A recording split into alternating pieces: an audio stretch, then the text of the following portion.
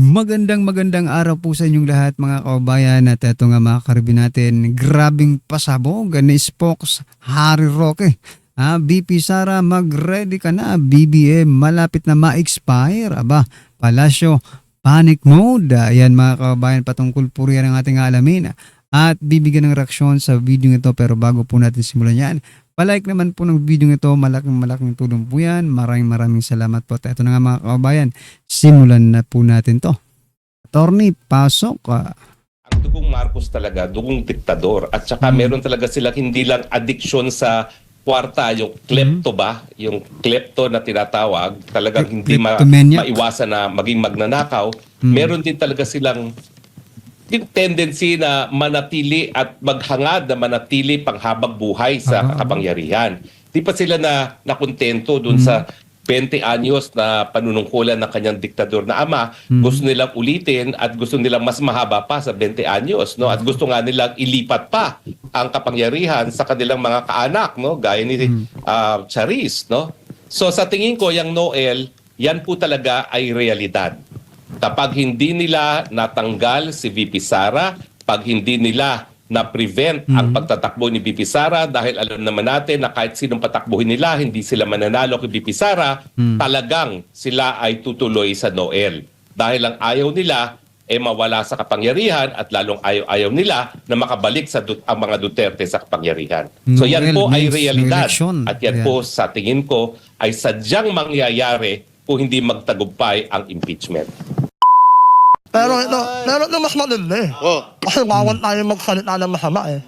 Pero itong guest natin na yun. Pwede. Pwede. Kasi wala na kung ano eh. Wala na mawala sa kanya eh. Ano mo sino yung palaka? Palaka. Please welcome Attorney Harry Roque. Yes, kasama natin ngayon ang nag-iisa. Kamusta po kayo dyan? Former presidential spokesperson. Pero pasagutin ko muna kung sino mga nangangamkam. Ang mga nangangamkam ay mga bangad. Butod. Ngiwi. Uy, bawal yung ano ha. Bawal na yung ngiwi ha. Bawal na yung ngiwi. Kasi merong isang ano ha. Merong isang congressman na bawal daw gawing katatawanan ang may kapansanan. At magdidemanda daw siya. Sino yan? Ano pangalan niya? Ewan ko, kasi ikaw may kapansanan ka. Ako okay lang. Araw-araw. Manda ka pa, Jack? Binabatikos ka nila. Ikaw ba, nagyagalit ka, nagdidemanda ka ba? Nagkagalit ako magkalaban. Magkagalit sa kalaban. Pero magkagalit sa mga kagaya nyo.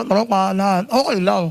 Hindi, pero yung kanilang mga yung mga basher, pagka nagko-comment sila sa'yo, di ba, puros pang-aalitos na lang din naman ang ginagawa sa'yo. Pero wala naman akong kaso kasi magastos. Pero ito, bawal na daw. Attorney Harry Roque, paano ba yun? Kung halimbawa, si Jack Argota, sinabi ko, bingot siya. Totoo naman. Totoo naman na bingot siya. Pwede niya ba ako i-demanda na, na dahil sa sinabi kong bingot siya? Ano to, congresswoman? Congressman. Ay, come on, congressman. Ang importante, yan ay nagpapakita ng tunay na kulay ng mga hipokritong mga politiko.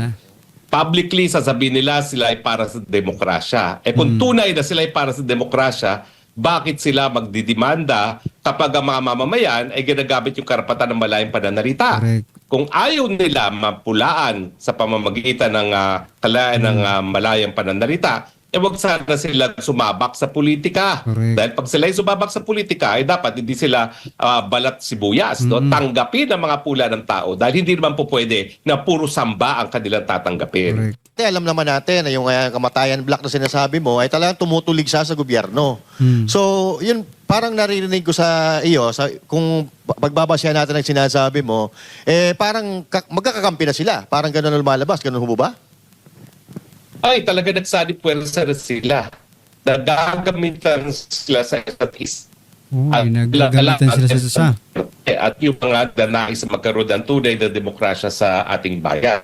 Alam naman natin na gaya ng mga bangag, sila rin, ginagawang negosyo rin ng gobyerno, no? Alam naman natin ang estilo ng CPP-NPA, no? Na talagang gagamitin nilang pananakot at saka yung mga yung mga taxation na ginagawa nila sa mga wala kamuwang-muwang na mga kababayan para sila ay magkapera, no? So wala talaga sila pagkakaiba at dapat magsama-sama sila. At sana wag makalimutan ng taong bayan na sa panahon ng kadiliman, nagsama-sama yung mga puwersa na yan para labanan ang puwersa ng demokrasya. At ngayon, nananakot pa na ikulong ang taong bayan dahil sila ay nagsasalita ng malaya. Attorney, nung panahon na presidente si Pangulong Duterte, may mga ganyang balat sibuyas din bang mga politiko? Wala. Kung naalala nyo, may mga sumisipsip dati kay Pangulong Duterte na dapat daw i-impeach si Robredo dahil nagsasalita laban kay Presidente. No? Ang ginawa ni Presidente, tinanggal siya sa gabinete dahil hindi naman po pwede na pupulaan mo yung Presidente. At the same time, ikaw ay isang miyembro ng gabinete na isang alter ego. Pero sinabihan niya yung mga sipsip, hoy, itigil nyo yan, wag nyo impeach yan. Bakit nyo impeach yan? Meron niyang kalayaan ng malayang pananalita. No? Correct. So siya pa ang pumigil mismo sa kanyang mga kaalyado na wag i-impeach dahil sa pananalita itong si Leni Robredo. Pero dito sa administrasyon ng mga bangag, nakikita natin talaga nakapagbanta sa kanilang pagdanais sa manatili sa pwesto na panghabang buhay, gagawin ang lahat para matanggal at masira. At yan ngayon ang pinagdadaanan ni VP Sara. Attorney, di ba nung kampanya talagang ano ka nun parang bisibisihan ka rin nun. Kumbaga, nakikita mo yung mga diskarte ng mga politiko noong 2016 na tumatakbo at alam natin na itong si Leni Robredo ay talagang matindi yung banat niya kay Bongbong Marcos Jr. No? At natatandaan ko nga na si Marcos Jr. ay sinungaling at hindi maasahan sa oras ng kagipitan. Ano masasabi nyo doon sa pananahimik niya at pagpuri niya kay Marcos Jr. ngayon? 100 million. At yung pagbigay ng 500 million, ano masasabi mo doon? Well, alam mo, tingin ko, lalo niyang sinira yung kanyang pagkatao sa mata ng sambayan ng Pilipino. Credibility. Kasi talaga hindi natin makakalimutan yung maanghang na mga salita na binitawan niya laban kay Marcos. Sinungaling, magnanakaw, anak ng diktador. Tapos ngayon, ay maraming hindi nakikitang mabuti ginagawa ang presidente. O ang napatunayan lang niya, siya ay nabibili dahil binigyan lang siya ng bilyones para sa kanyang probinsya. Iba na ngayon ang kanyang kanta. So, tingin ko, hindi makakalimutan ng tambayan yan. Kung siya ay nagnanais pa na tumakbo muli, mas kakaunti pa ang botong makukuha niya ngayon dahil alam ng tao, wala siyang paninindigan. Pero attorney, from afar, kasi kami dito, parang wala talaga kami maramdaman Baka hindi lang namin nakikita kasi nandito kami sa loob ng Pilipinas. From afar, baka may nakikita ka na nagagawa ni Bongbong Marcos Jr. para sa Pilipinas na talagang pakikinabangan ng sambayan ng Pilipino. Meron po ba? Ang nakikita namin from afar is puro kahihiyan ang ibinibigay niya sa Pilipinas. Alam mo bang napanood ko sa TV dito sa Austria na hindi naman talaga malapit sa Pilipinas, yung tubig baha at basura Ay, grabe na totoo. daan sa Parañaque. Yan ay nakarating na sa telebisyon dito sa Europa. Kung International dati-rate, ang pinag-uusapan ay yung Smoky Mountain. Ngayon, ang pinag-uusapan yung basura sa Parañaque. No? At ang imahe tuloy ng Pilipinas ngayon ay isa tayong malaking basurahan. No? Bukod pa dyan, nababalita na nga rito yung tubig baha dahil nga kurakot ang mga namumuno dito sa Pilipinas. No? Yan ang palagi nakikita natin ngayon sa balita, bukod pa doon sa mga lindol at saka mga iba pang kalamidad na wala ring nagagawang remedyo o pag-ibsa ng kahirapan ng gobyerno. Yan ang nakikita dito sa labas. Puro kahihiyan ang ginagawa ni Marcos. Totoo ba yun, attorney, na yung mga ano dyan, yung mga taga dyan sa Europe, yung hindi Pilipino kasi understood na yun. Pag Pilipino ka, OFW ka, talagang ano yan Duterte talaga yan. Pero totoo, attorney, na yung mga Austrian, mga Europeans, alam na nila yung mga nangyayari dito sa Pilipinas. Alam nila na ang Marcos ay dugong diktador, dugong magnanakaw. Ang palagi nga sinasabi nila, Paano hindi nila malalaman mga kabayan, di ba, na itala nga sa Guinness World of Record na ang Marcos Sr. ang pinaka, di ba, magnanakaw na presidente sa buong mundo ba? Mga kabayan, sa Pilipinas lang. Nagtatanong I think sa buong mundo yata yun mga kabayan. Kasi world nga Guinness World Book of Record. So meaning sa buong mundo mga kabayan. Diba? Paano hindi malalaman ng buong mundo yan? Noon pa man alam na po nila. Diba? bakit nyo kasi linuklok muli ang isa pang Marcos, no? Alam nila na addict din yang si Marcos, no? Dahil ang una naman naglahat-hala na siya ay addict ay yung European magazine na Rolling Stone magazine, no? Na nagbalita na nung siya ay isang estudyante sa Inglaterra, kilong-kilong cocaine ang binibili niya para sa kanyang mga kabarkada dyan sa Oxford, no? So mas nauna pa nilang naalaman ang katotohanan na bangag ang presidente natin dahil yan ay nalathala sa Rolling Stone magazine na isa sa highest selling magazine dito sa Europe, no?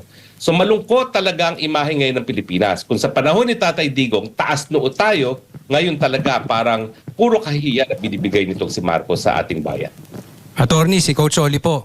Total nabanggit na rin po itong si Marcos o yung lahing Marcos. Meron po akong dalawang tanong sa inyo. Una, anong masasabi nyo dun sa isang Marcos? Si Amy Marcos. Pangalawang tanong, nakikita nyo po ba si Bongbong Marcos? Kasi hinahanap namin baka napadpad dyan. Asan na kaya yun? Well, alam mo, si IB, kahit papaano, pinasasalamatan ko dahil kinumpirma niya na bangag ang kanyang kapatid, no? Kapatid. Alam niyo ako, dinimanda ako niyang Melvin Matibag na yan sa Korte Suprema para sa disbarment dahil doon sa pulporonic video. Hindi ko ngayon alam kung anong pananagutan meron ako. Gayong sariling kapatid niya ang umamin na addict talaga yung kapatid niya. Pero pinaalalahanan ko rin, no?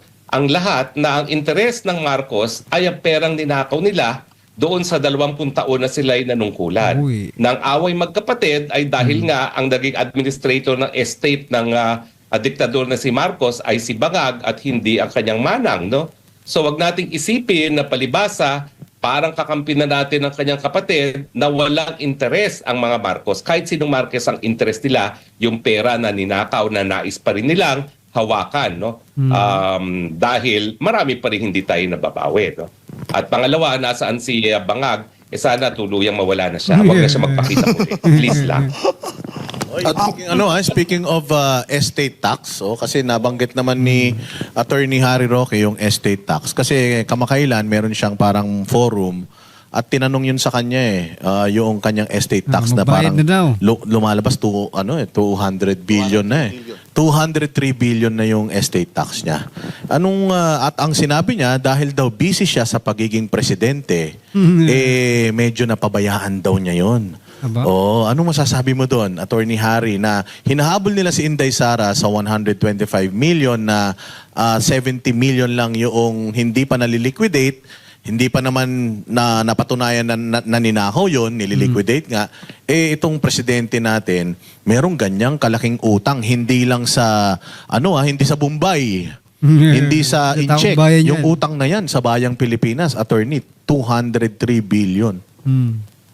At masipag daw siya, kaya Kaya nga- nakalimutan niya na asikasuhin.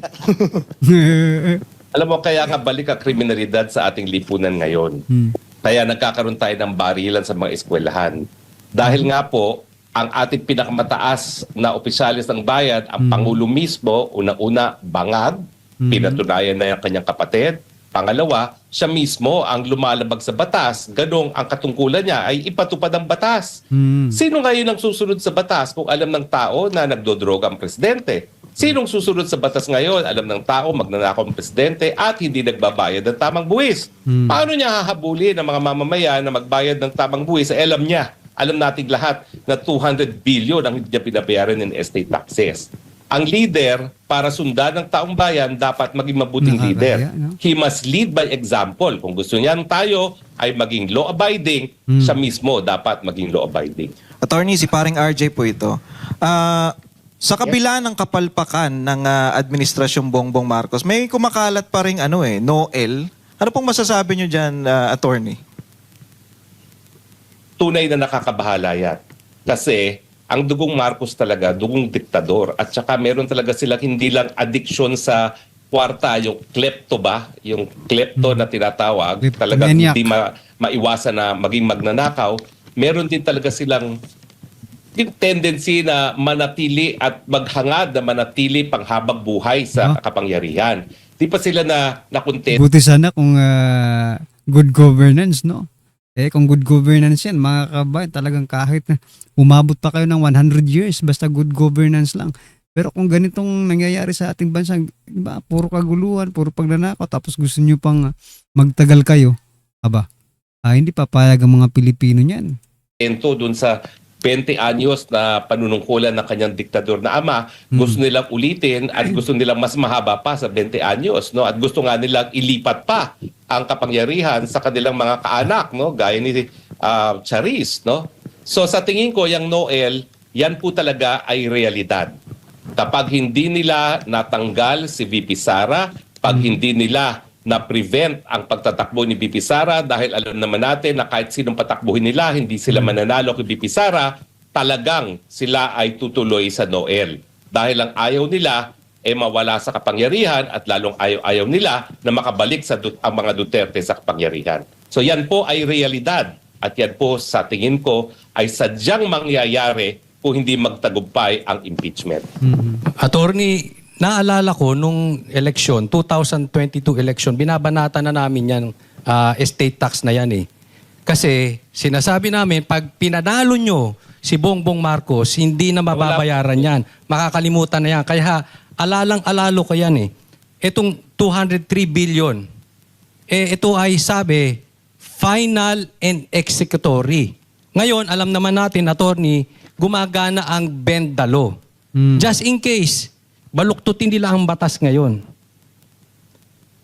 Sa 2028 ba, pagka maayos na yung nakaupo, pwede pa rin ba talagang balikan itong estate tax? Kasi ang laking ba tutulong nito sa taong bayan?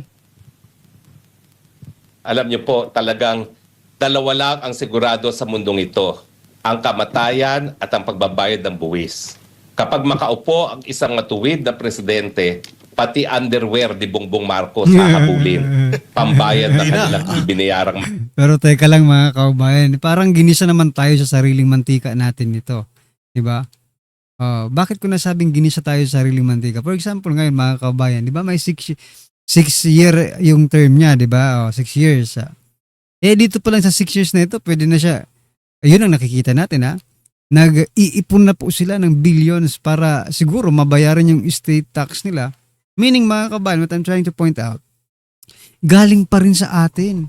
Kung babayaran man nila yan sa 2028, galing pa rin sa kaban ng bayan yung ibabayad nila dyan mga kabayan. So, ginisa lang tayo sa sarili natin mantika. Diba? O sige, wag muna natin pag-usapan, sasabihin niya. Wag muna natin pag-usapan kasi busy nga ako sa sa trabaho, no? Inakalimutan kong bayaran yung estate tax. Yun pala mga kabayan, nag-iipon na sila sa pangungurakot dito sa kaban ng bayan para makabuo ng 203 billion na ba? Ay maliit na nga siguro yan kasi sobrang laki ng budget natin ngayon mga kabayan. Tapos wala tayong nakikita mga proyekto, no? Mga ghost project pa. Sa sobrang laki ng pondo, trillion na nga, di ba? 200 billion lang yung babayaran nila. So paldong-paldo pa sila. Kumita pa sila mga kabayan, nabayaran pa nila yung utang nila sa bansang Pilipinas na 203 billion estate tax. Diba? Ay grabe. Mukhang pinaiikot-ikot lang tayo dito mga karabin natin Kaya nga lang, ewan ko lang kung merong tatanggap sa underwear na yan, no? So, pero itaga nyo yan sa bato. Kinakailangan patunayan natin na mapaparusahan ng mga nagkakasala at dapat mauna yung pamilyang Marcos. Yan ang ating pagkakamali. Nung sinuka natin ang diktador na ama niya, hindi natin sila kinulong. Bagamat meron talagang conviction ng kanilang ina, no? Na hanggang ngayon ay hindi pa nakukulong dahil nakaapila pa yan, no? Yan po talaga ang kamalian natin. Dahil akala nila they can get away with anything and everything. Kaya ayun, sa part 2 ng Marcos, talagang sobra-sobra ng pagnanakaw, sobra-sobra talaga ang lantarang kriminalidad. Katulad nung sinabi nyo kanina, attorney, yung mapatungkol sa paglipat sa kamag-anak nila, may posibilidad, pwede ba o nasa konstitusyon ba na ibaba or ibahin nila yung batas para lang makaupo yung halimbawa katulad niya ni Charis, siyempre nasa 30 years old pa lang yan. So may mga balita noon na ibababa nila yung edad para makatakbo ng presidente yan si Sandro.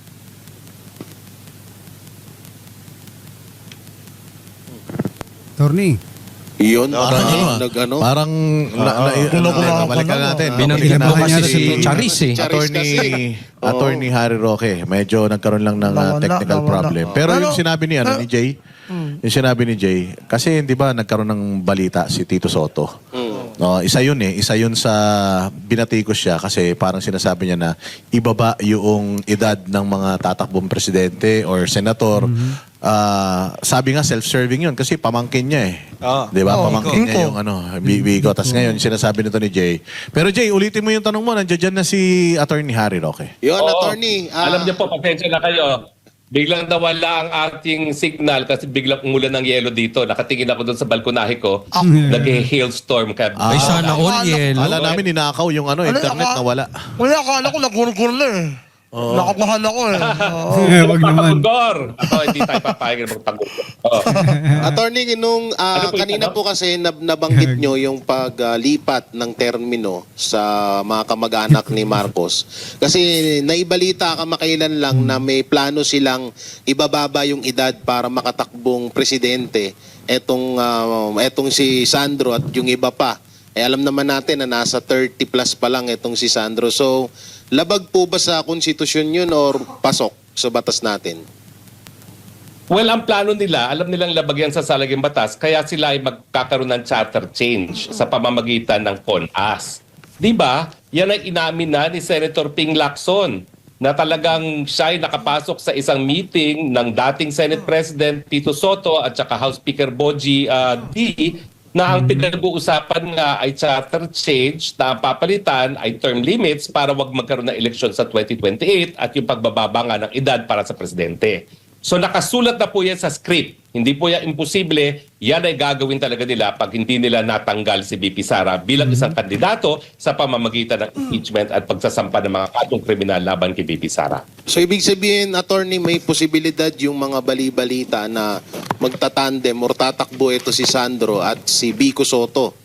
Ayun ang kasi ibababa kasi etong si Biko ay nasa 30 plus lang din. Tapos si Sandro ganun din. So may mga nababalitaan tayo na yan nga yung gagawin nilang hakbang para ipanglaban kay BP Sara or yan yung...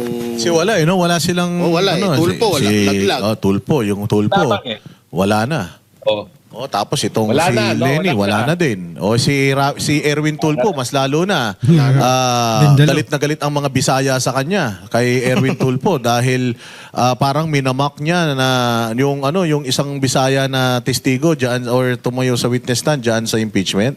Sinabi niya na ba't hindi hindi ba marunong magtagalog, Bisaya? So parang nagalit yung mga Bisaya na mga kababayan natin, no? So malamang sa alamang wala na tong pag-asa. Last niya na yan. Last niya na yan. Walang Jay Guevara, walang parang nakikitang papalit o ikakandidato. Si Kaya Risa, gusto nila wala yung mga din. bata. Si Risa wala din. Ay, wala na yon si Risa.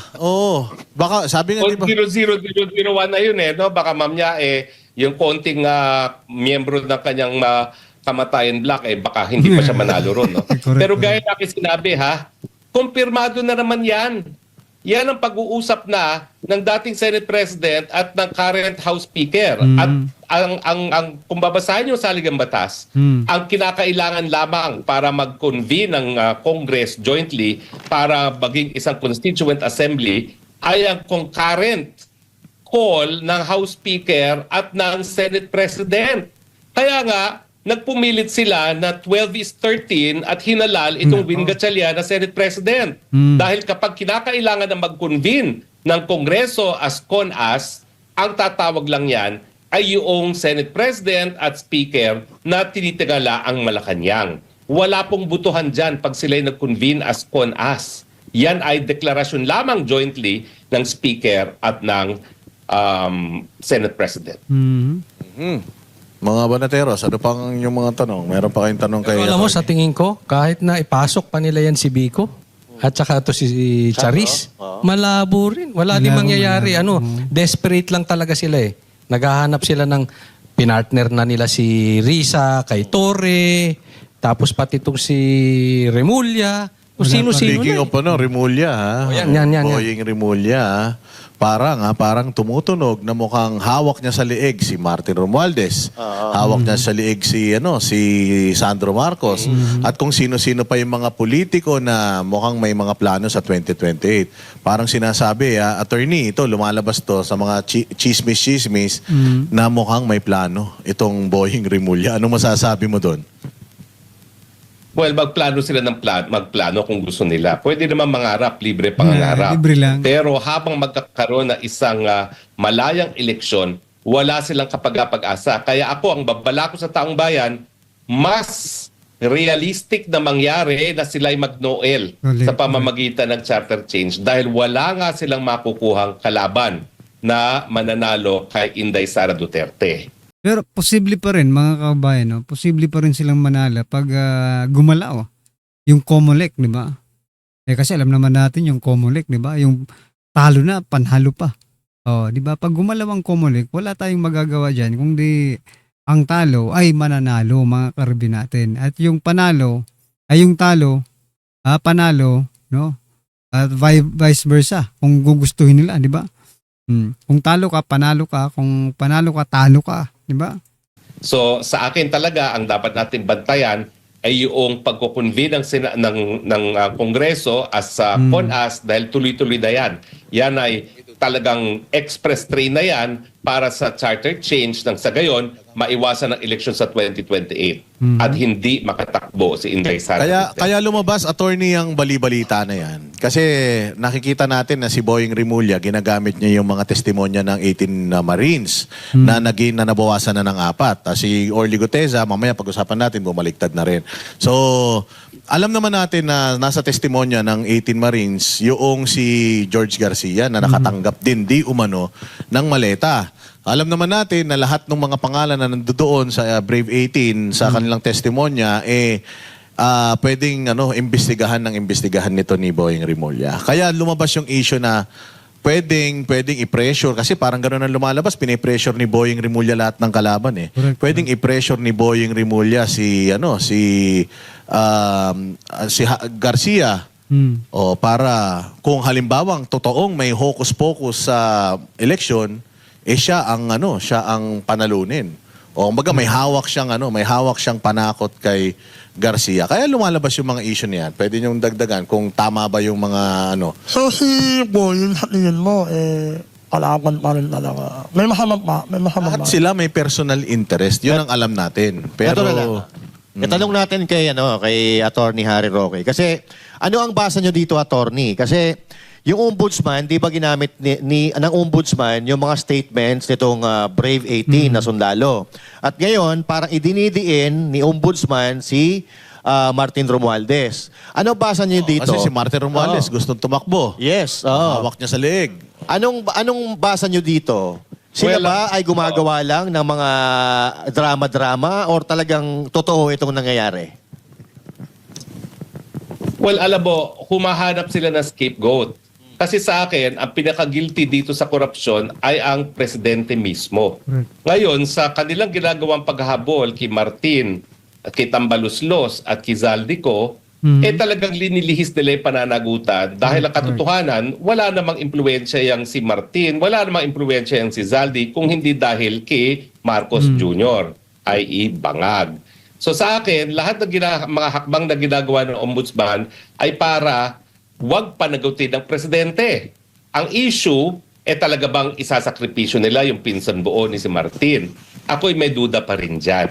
Dahil alam mo naman, ang mga abogado may mga pamamaraan. Pwedeng sampahan ng kaso, pero pwede namang ilagyan niya ng isang pagkakamali sa impormasyon dahilan para ma-dismiss ka agad yan. No?